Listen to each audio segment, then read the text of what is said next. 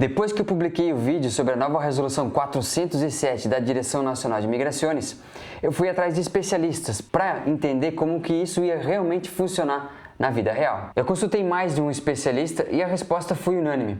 Ela muda completamente o que eu recomendaria para quem é nômade digital e está planejando dar entrada na residência permanente lá no Paraguai. Nesse vídeo eu vou te mostrar o que esses especialistas disseram. Por que o artigo 9 dessa Resolução 407 tem um problema específico e que só vai aparecer na prática. E qual foi a solução que eles me recomendaram, de forma unânime. Se você não viu o vídeo anterior, eu vou deixar aqui na descrição e na tela final deste vídeo aqui também. Eu vou resumir para vocês em 30 segundos.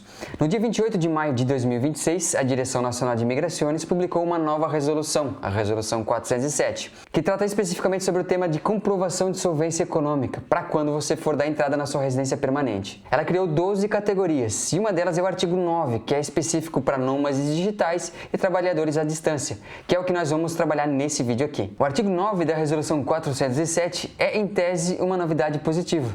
Pela primeira vez na história da legislação migratória paraguaia, existe uma categoria oficial e formal para trabalhadores remotos e nômades digitais. E isso não existia antes. É o reconhecimento de que esse perfil profissional existe e que o Paraguai quer acolher esse profissional dentro de um marco legal bem claro. O que o artigo diz? Quem utilizar essa categoria precisa apresentar um certificado ou constância de trabalho que comprove o vínculo laboral.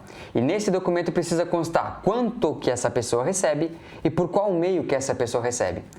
Também, se esse documento for emitido fora do Paraguai, ele vai precisar estar apostilado e traduzido para o espanhol. Analisando superficialmente, isso parece bem simples. Se você tem uma LLC americana, você vai emitir um certificado dizendo que você é o titular daquela empresa, dizendo qual que é o ramo de atividade e quanto você recebe. Apostila lá nos Estados Unidos, traduz para o espanhol e está pronto. Só que tem um problema específico nesse artigo, que os especialistas apontaram quando eu consultei com eles. E ele muda completamente a avaliação do risco. É o que eu vou te mostrar no próximo bloco. O artigo 9 tem 4 lacunas específicas que, na avaliação dos especialistas que eu consultei, criam um risco real para quem utilizar esse artigo agora. O artigo não define quantos meses de histórico de renda precisa estar comprovado. 3 meses? 6 meses? 1 ano? O texto não diz. Para a categoria de trabalhador independente, que é o artigo 8, a resolução é bem explícita. Declaração de IVA dos últimos 3 meses. Para o artigo 9, não há nada definido.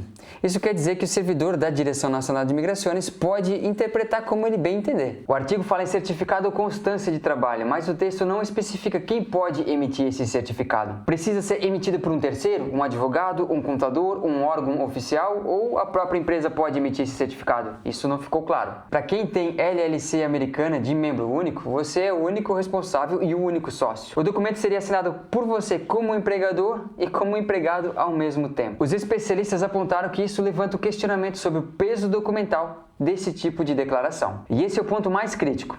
O artigo 18 da Resolução 407 diz que os servidores da Direção Nacional de Migrações farão uma avaliação integral de cada caso, considerando as particularidades de cada solicitação. Na prática, isso significa que o mesmo documento pode ser aceito num balcão e recusado no outro, ou que ele pode ser aceito agora, mas pode ser questionado na semana seguinte.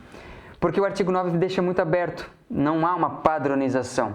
Então, cada servidor vai interpretar a regra à sua maneira. E foi exatamente essa questão que os especialistas levantaram. Como a resolução é nova e ainda não há uma orientação padronizada de como proceder nesse caso, o risco de divergência de interpretação é muito alto. E divergência de interpretação significa que você pode chegar com o documento certo e encontrar um servidor que simplesmente não sabe como processar essa categoria. A quarta lacuna também é importante e foi a que mais me surpreendeu. Eu perguntei se essa resolução já estava valendo e as respostas foram divergentes. Alguns falaram que essa resolução já está valendo desde a data da publicação. Outros falaram que ainda não sabem quando essa regra iria ser aplicada na prática, lá nos balcões da Migrações. E essa incerteza de como e quando essas regras da resolução vão começar a ser aplicadas nos balcões da Migrações já é um risco por si só para quem vai utilizar esse artigo 9 como base legal. Então, qual é a solução?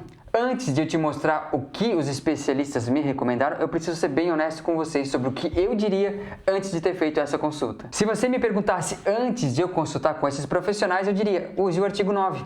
Emita uma carta da tua LLC, apostile, traduza e leva para a Direção Nacional de Imigrações. Me parecia o caminho mais óbvio para quem é nômade digital e tem uma LLC. Mas depois de ouvir a análise de quem trabalha diariamente com esse tipo de situação, eu percebi que isso poderia ser sim um risco real de bloqueio. Não por alguma ilegalidade, mas sim por imprecisão documental e o despreparo do sistema em processar esse tipo de categoria. O custo de ir com o documento errado não é só o tempo perdido, é uma viagem para o Paraguai, as taxas pagas e o risco de ter o teu processo de residência permanente indeferido. Então, Douglas, o que foi que esses especialistas te recomendaram? É uma solução que já existe, tem critério objetivo e elimina qualquer subjetividade de algum servidor. É o Hook. Antes de entrar no que é o Hook e como ele funciona, eu vou te mostrar dois cenários. O primeiro cenário, digamos que você vai pelo artigo 9. Você chega na Direção Nacional de Imigrações com o teu certificado emitido da tua LLC, apostilado e traduzido para o espanhol. O servidor olha, nunca tinha visto aquele papel na vida, vai consultar o superior dele. O superior dele também vai dar uma olhada que vai consultar uma outra pessoa. E no final do dia, ele te devolve o processo dizendo que precisa de documentação adicional, sem especificar exatamente o que. Então você volta para casa sem dar entrada na permanente e sem saber exatamente qual documento apresentar para fazer esse processo andar. Ah, e claro, com uma viagem de prejuízo. O segundo cenário, você vai pelo artigo 8. Tem o Hook ativo, as movimentações e declarações, tudo em dia. Chega lá na Migrações, apresenta o teu Hook, o funcionário consulta, vê que você tem o Hook ativo realmente, tem a movimentação, então você cumpriu o critério objetivo. O teu processo é protocolado. O Hook, Registro Único de Contribuinte, é o número de identificação fiscal.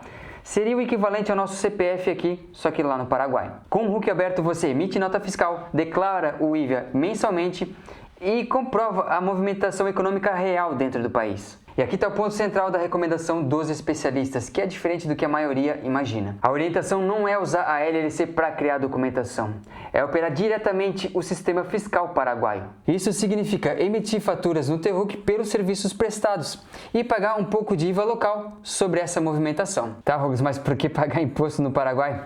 Porque é exatamente isso que vai dar a substância real para a tua residência fiscal. Uma residência fiscal sem nenhuma contribuição tributária, ou seja, nenhum centavo gasto dentro do território paraguaio, é o que as organizações internacionais chamam de residência de fachada.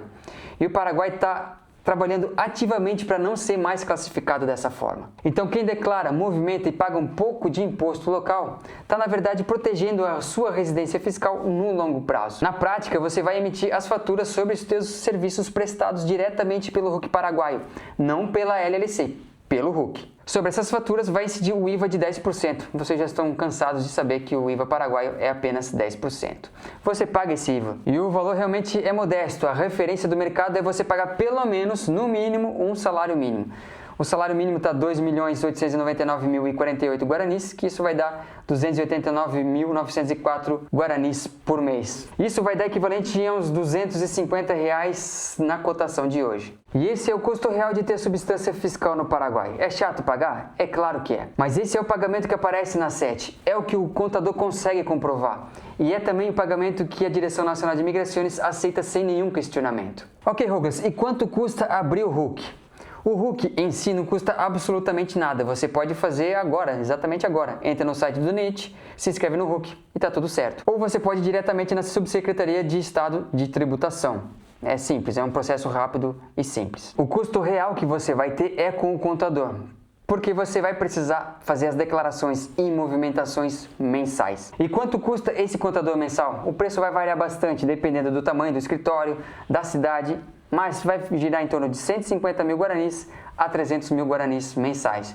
Isso vai dar em torno de 125, 130 reais até 250 reais para a movimentação de Hook simples de pessoa física, tá? Para empresas, obviamente, os valores vão ser outros, dependendo da complexidade de cada caso. Então, convertendo pela cotação de hoje, vai te custar entre 150 e 250 reais por mês. Então, esse é o custo real para você manter a documentação que a residência permanente vai te exigir. E o que você declara? A recomendação é você emitir faturas sobre os seus serviços prestados solicitados diretamente pelo RUC paraguaio. O destinatário pode ser qualquer cliente, não precisa ser a LLC. O que importa é que a fatura existe, o IVA foi pago e o histórico de movimentação está registrado no sistema. Pelo menos 3 meses de movimentação e você já tem a documentação que a categoria 4 exige. E qual é o prazo para você ter os 3 meses de histórico antes de dar a entrada na sua residência permanente? Você abre o RUC hoje, paga o IVA nos meses 1, 2 e 3 e no quarto você já tem a documentação necessária para dar entrada na residência permanente, usando a categoria 4 da Resolução 407. São 4 meses de planejamento antecipado.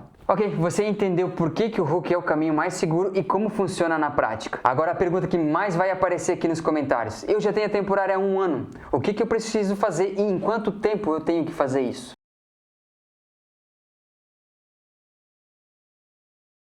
Passo 1. Abra o RUC o quanto antes. Se você não tem o RUC ativo, abra ele agora.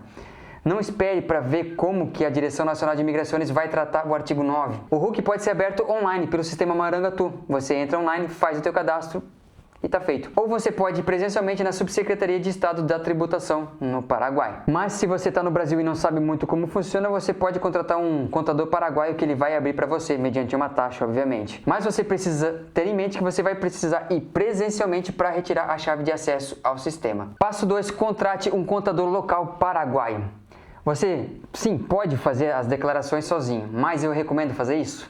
Não, porque o sistema tem algumas particularidades, então se você preencher alguma coisa errada ou não entender como funciona, tu pode gerar alguma pendência ou multa. E é exatamente isso que tu não precisa nesse exato momento. Você precisa da tua declaração totalmente limpa, para não ter nenhuma pendência quando você for solicitar a tua residência permanente. Então, com um contador gerenciando, o teu histórico fica limpo desde o início. Tu não vai precisar se preocupar se fez tudo certinho. O contador vai cuidar disso para você. Se você tem interesse em um contador paraguaio, eu vou deixar um formulário aqui na descrição desse vídeo. Preencha esse formulário para manifestar o teu interesse nesse profissional. Passo 3. Emita fatura sobre os seus serviços prestados diretamente pelo RUC e pague o IVA sobre elas. Não é pelo sistema da LLC, é pelo sistema paraguaio diretamente. O valor de referência é pelo menos um salário mínimo paraguaio por mês. Mas eu aconselho, se você tiver oportunidade, se você tiver disponibilidade, pague mais. Mas se você pagar referente apenas um salário mínimo, vai estar em torno de R$250 na cotação de hoje. Esse pagamento real é o que comprova a substância para a Direção Nacional de Imigrações e qualquer outro organismo que venha questionar a tua residência fiscal no futuro. Passo 4. Acumule 3 meses de histórico antes de dar entrada na residência permanente. Esse é o prazo mínimo que a Resolução 407 estabelece para a categoria 4. Com 3 declarações de IVA consecutivas e em dia, você tem a documentação necessária para solicitar a conversão. E para quem já tem a residência temporária há mais de 1 ano, sabe que a Lei 6984 de 2022 te dá a residência temporária por 2 anos.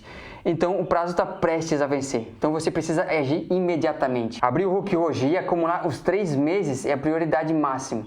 É o mínimo que você precisa fazer. E é urgente. Não deixe isso para a última hora. Já se organize para você tirar ele o quanto antes. É exatamente essa a minha situação. Eu iria por outro caminho, mas como essa resolução veio e modificou os planos, eu preciso ajustar a minha estratégia e eu preciso fazer isso urgentemente. E por isso, nas próximas semanas, eu vou até o Paraguai e abrir o meu próprio RUC. E como sempre, eu vou documentar tudo. O processo, os documentos necessários, os valores reais, como funciona com o contador paraguaio e quanto tempo leva do início ao fim. O mesmo formato que eu usei quando documentei a cédula paraguaia, sem corte ou edição que esconda o perrengue. Se você quer ver esse processo antes de fazer o seu, ative o sininho. É a única forma de você ser notificado quando esse vídeo sair. Se você quer avançar antes disso, eu tenho 3 caminhos disponíveis aqui na descrição. O Guia de Residência do Paraguai, que cobre do zero até a cédula paraguaia na tua mão. Tem também a abertura da LLC americana, para quem quer construir o segundo pilar da estrutura. Tem também a mentoria de documentos e estratégia. Essa aqui é para quem tem um caso mais específico e quer ser orientado no melhor caminho a seguir antes de dar qualquer passo.